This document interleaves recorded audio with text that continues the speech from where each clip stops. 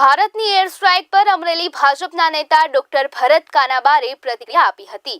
તેમણે કહ્યું હતું કે ભારતે પાકિસ્તાન પર કરેલી એર સ્ટ્રાઇક એ રાષ્ટ્રીય ગૌરવનું પ્રતીક છે। 1971 પછી આ સૌથી મોટું પગલું છે અને ભારત હવે મિલિટરી દ્રષ્ટિએ સક્ષમ ઊભું રહી શકે તેવું બની ગયું છે। પાકિસ્તાન આજના દિવસે આંતરરાષ્ટ્રીય સ્તરે એકલું પડી ગયું છે। અમેરિકા અને ચીન જે પહેલા પાકિસ્તાનની તરફેણમાં ઊભા રહેતા હતા, આજે કોઈ પણ દેશ તેને ખુલ્લો સહારો પણ નથી આપતું। નરેન્દ્ર મોદીની વિદેશ નીતિ અને કાશ્મીર અંગેની સ્થિતિ એ ભારતીય રણનીતિની મોટી જીત સાબિત થઈ છે। કાશ્મીરની સ્થાનિક પ્રજા આજે ભારતના પક્ષમાં છે। શ્રીનગરમાં ભારત માતા કી જયના નારા સંભળાઈ રહ્યા છે।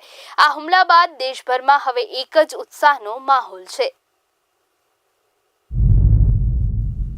અનેક વાર પાકિસ્તાન સાથે આપણે અથડામણો ને નાના મોટા યુદ્ધ થયા। 1971નું યુદ્ધ તો બહુ મોટું યુદ્ધ હતું, આપણે સૌ જાણીએ છીએ।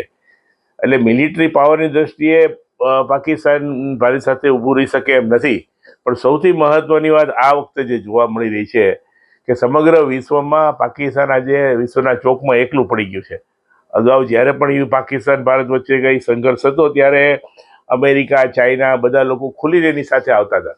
આજે એનું કોઈ એમની સાથે રહેવા તૈયાર નથી।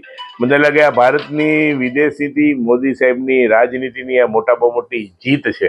અને બીજો જે મહત્વનો ફેરફાર જોવા મળી રહ્યો છે કે જે કારણે આ યુદ્ધો થઈ રહ્યા છે, જે કારણે આપણે અને પાકિસ્તાન વચ્ચે આટલા વર્ષોથી સંઘર્ષ ચાલે છે, એ કાશ્મીરની સ્થાનિક પ્રજા આ વખતે ખુલીને ભારત સાથે આવી છે। ભારત માતા કી જય સાથેના ટોળાઓ આજે કાશ્મીરમાં અને શ્રીનગરમાં ફરી રહ્યા છે આ હુમલા પછી।